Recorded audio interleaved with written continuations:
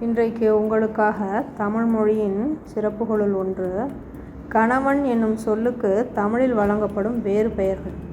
இப்பொழுதெல்லாம் கணவனை பெயரை சொல்லியே அழைக்கிறார்கள். ஆனால் தமிழில் கணவன் என்பதற்கு குறிக்கப்படும் பல சொற்களை இன்று காண்போம்.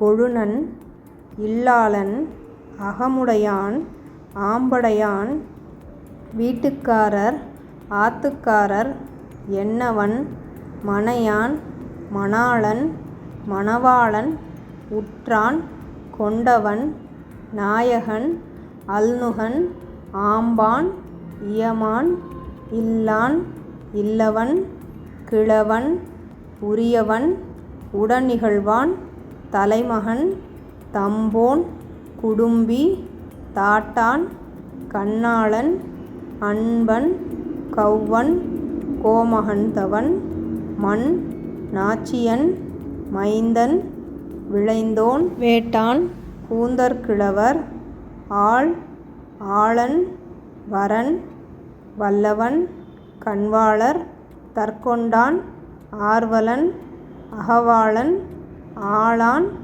இல்லாளான், இல்லாளி, இறை, ஐ, பாதி, கூந்தற்கிழவன், இற்கிழவன், வேட்கைத் துணைவன்.